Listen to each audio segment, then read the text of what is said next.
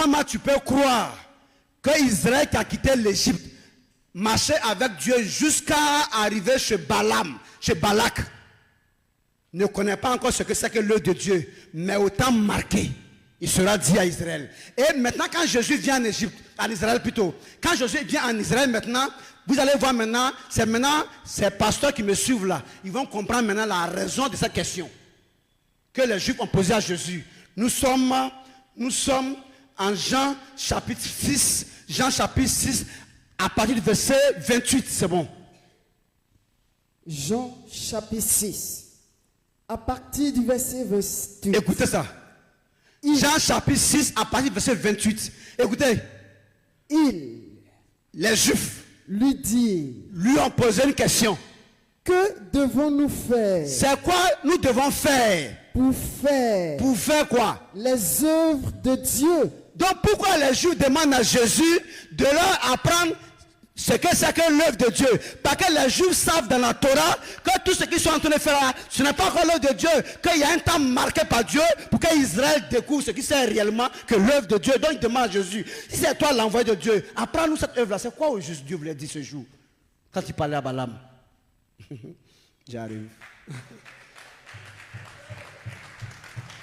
Vous me suivez? Je suis en train de poser les bases. On n'a pas commencé. On n'a pas commencé. Je suis en train de poser les bases. Je suis en train de vous faire savoir que vous, c'est pas de vous-même, je parle des théologiens et de les cohortes. Ce qui a les suites là. Je suis en train de leur dire qu'ils se blaguent. La terre va découvrir ce que c'est que Dieu maintenant. C'est le temps qui est arrivé. Alors vous avez vu, non? Balaam, c'est qui? C'est l'homme qui, quand... Regarde un homme, ce qu'il va dire. Balaam, il va se présenter. Oh, est-ce que ça va pas prendre du temps même? Ça va me prendre du temps. Hein? Comment? Mais on ne pourra pas toucher le thème rapidement, d'accord? Ok. Tu es prêt? Allons-y.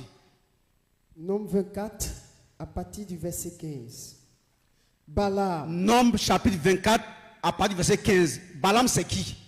Balaam. Oui. Prononça son oracle. A prononcé son oracle. Et dit. Quoi? Parole. Parole. De Balaam. De Balaam. Fils de Béor. Fils de Béor. Parole. Parole. De l'homme. De qui ça? De qui ça? De l'homme. De qui ça? De l'homme. Qui a l'œil ouvert. Hein? Parole. De qui? De celui. Qui quoi? Qui entend. Qui quoi ça? Les paroles de Dieu. Encore. De celui. Qui fait quoi? Qui connaît. Quoi? Les desseins du Très-Haut. Encore. De celui. Qui fait quoi? Qui voit. Quoi? La vision du Tout-Puissant. Encore. De celui. Présente-toi toujours, hein? Qui se prosterne. Et puis qu'est-ce qui se passe? Et dont les yeux s'ouvrent. C'est lui qui dit à Israël, il y a un temps marqué par Dieu qui arrive, où vous allez savoir ce que c'est que l'œuvre de Dieu. Que tout ce que vous faites pour le moment, vous ne savez pas ce que c'est. Parce qu'il vous a montré sa bonté, vous n'avez pas encore vu sa face. Et les Juifs, en Jean 6, 28, dit à Jésus, qu'est-ce que nous devons faire pour faire les œuvres de Dieu? Écoutez ça, hein? Écoutez la réponse. Au 29, Jésus dit, l'œuvre de Dieu, c'est de croire en celui que Dieu a envoyé. Parce que c'est lui qui va vous révéler. On arrive. Écoutez ce que je vais dire maintenant. Psaume 22, le verset 31. Il y a des versions où ça commence au verset 30. C'est ça qui me dérange. Mais la version qui commence par le verset 30 m'arrange plus. Allons-y.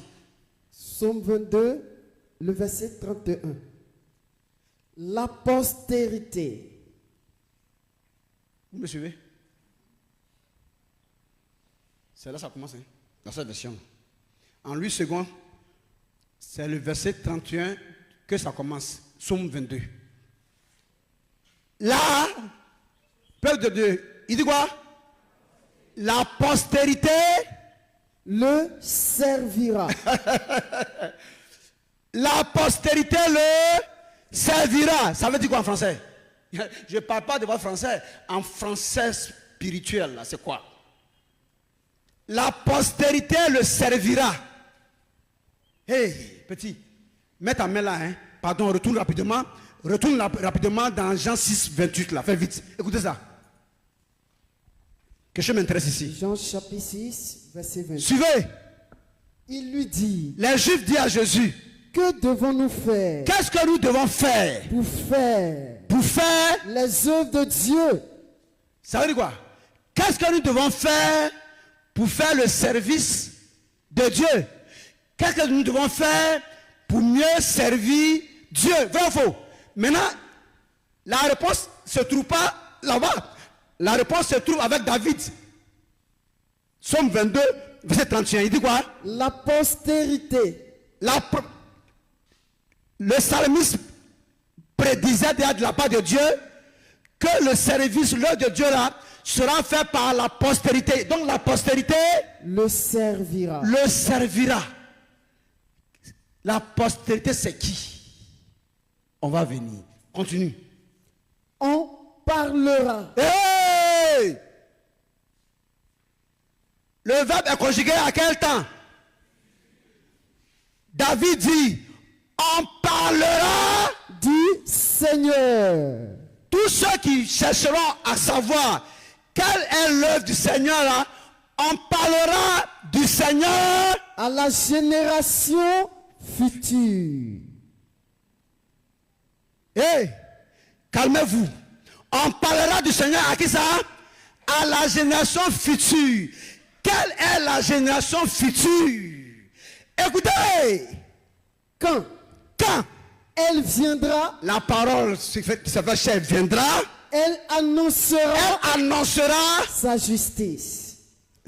Elle annoncera quoi? Son œuvre. Hey, petit, attention à toi, réponds. Elle annoncera. Parce que le peuple de Dieu est dans l'attente de ce qui c'est que l'œuvre du Seigneur, non? Quand elle viendra, la parole qui s'est fait chair, elle annoncera son œuvre. L'œuvre du Seigneur à qui ça? Au peuple nouveau-né. Donc Jésus dit, il faut que vous naissiez de nouveau.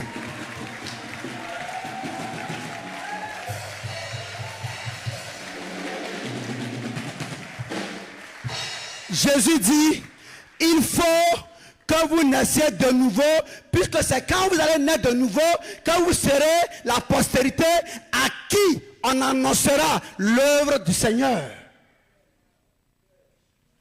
Donc quand les Juifs demandent à savoir que devons-nous faire pour faire les œuvres de Dieu par rapport à ce que Balaam avait déjà annoncé, Jésus dit, mais il faut que vous naissiez de nouveau. Je vous ai dit, si vous n'êtes pas né de nouveau, je ne peux pas vous annoncer cette œuvre du Seigneur. Et les Juifs disent, mais pourquoi? Il dit, mais la prophétie a dit quoi? David dit, cette œuvre-là sera annoncée au peuple nouveau-né. Donc si Jésus dit, soyez des nouveau-nés, ils ne vont pas comprendre. Il dit, il faut que vous naissiez de nouveau. Ce n'est pas un nouveau-né.